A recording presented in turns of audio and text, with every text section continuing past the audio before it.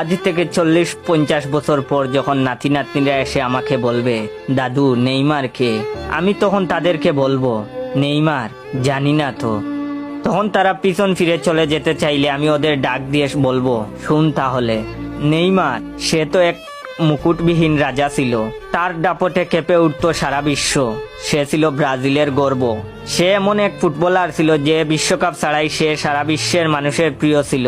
Neymar এ এক ক্ষুধার্ত রাক্ষসের নাম, যার গোল কুদায় সবকিছু চুরমার করে দিত।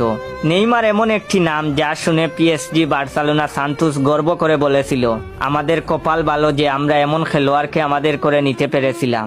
নেইমার সে ছিল কোটি কোটি ছেলেদের রাত জাগার কারণ। সে ছিল কোটি কোটি মেয়ের ফুটবল ভালোবাসার কারণ। নেইমার সে তো ব্রাজিলের সাও পাওলো শহরের গর্বের নাম। মায়ের গর্ভে আসা থেকে শুরু করে জীবনের শেষ সময় পর্যন্ত ইনজুরি নিয়ে লড়াই করা যোদ্ধার নাম। নেইমার সে যে কতটা ভালো বন্ধু তা বিশ্ব চ্যাম্পিয়ন মেসি ভালো বলতে পারবে। নেইমার মেসি, রোনালদোর মতো তারকার বীরে দূর থেকে জ্বলতে থাকা নক্ষত্র। কোটি কোটি ভক্তের কান্নার কারণ ওই নেইমার।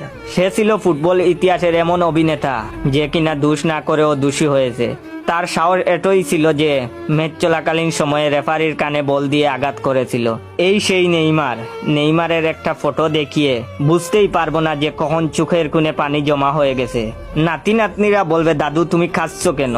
আমি তখন তাদের বলবো, না রে কাঁদিনি, এটা শান্তির পানি। তাদের বলবো, তোদের একটা জিনিস দেখাই, ওই বাক্সটা নিয়ে আয় তো। বাক্স খুলে দেখাবো নেইমারের সাথে তোলা ছবি আর নেইমারের স্বাক্ষরিত একটা হলুদ রঙের জার্সি। জানি না এমন হবে কিনা, তবে আশায় থাকবো, একদিন আমার স্বপ্ন পূরণ হবে।